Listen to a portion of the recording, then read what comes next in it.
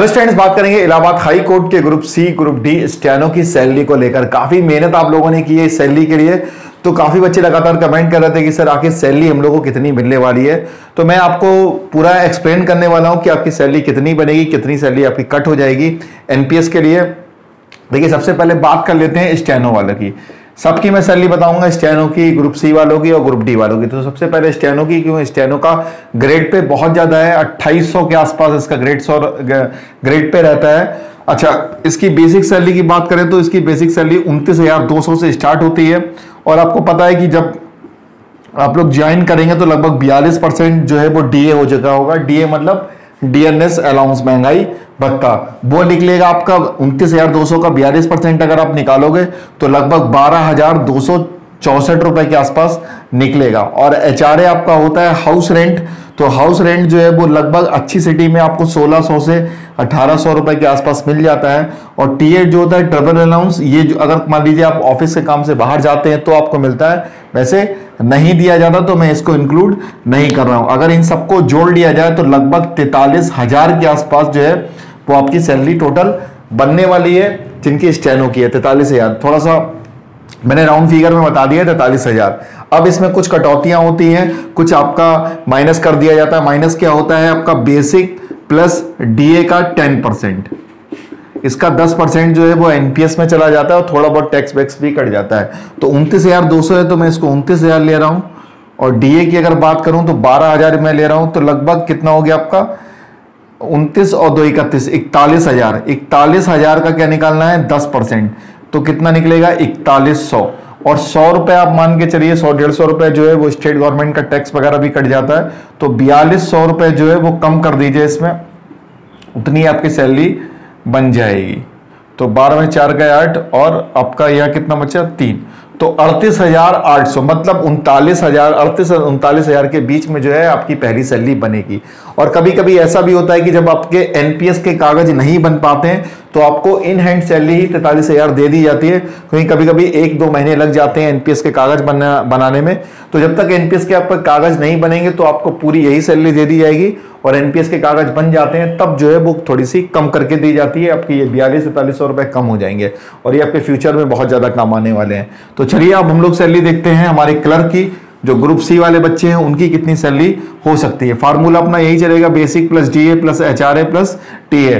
तो group C वालों की जो आपका ग्रेड पे है वो आपका 2000 है, और ग्रुप सी की जो है आपका बेसिक कितना रहता है? तो 21,700।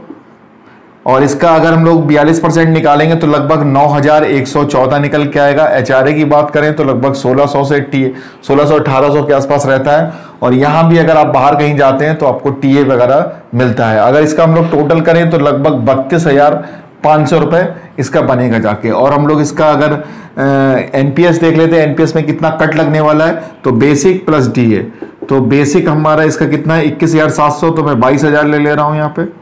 और यहाँ पे कितना? 9,000, तो 22 और 9 कितना हो जाएगा आपका?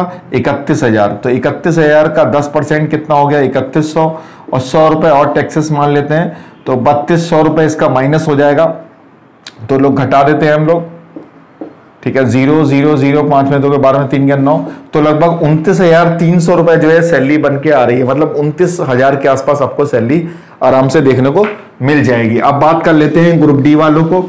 और वही है, अगर आपका जब तक एनपीएस नहीं बना है तो जब तक आपको पूरी सैलरी मिलेगी और फिर कट होना शुरू हो जाएगा। देखिए, ग्रुप सी की अगर बात करें तो इसका ग्रेड पे 1800 है।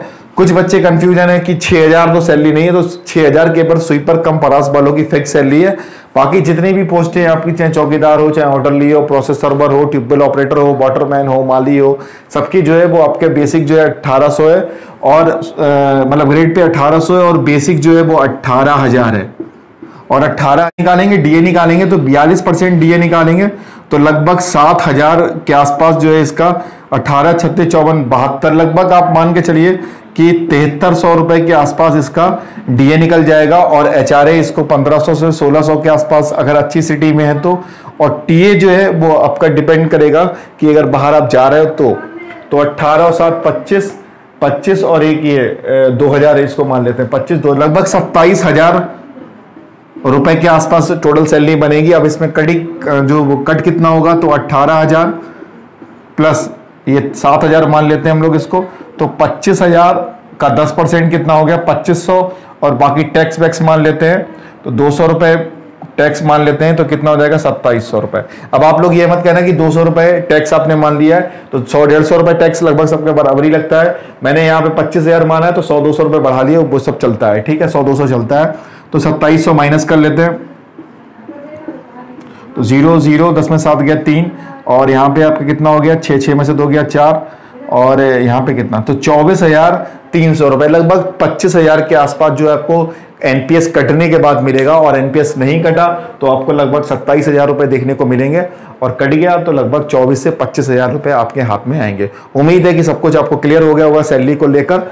अगर फिर भी कोई डाउट हो तो आप मुझे कॉन्टेक्ट कर सकते हैं, मेरा नंबर जो है वो ऊपर दे रखा हुआ है। मिलता हूं नेक्स्ट वीडियो में, थैंक यू।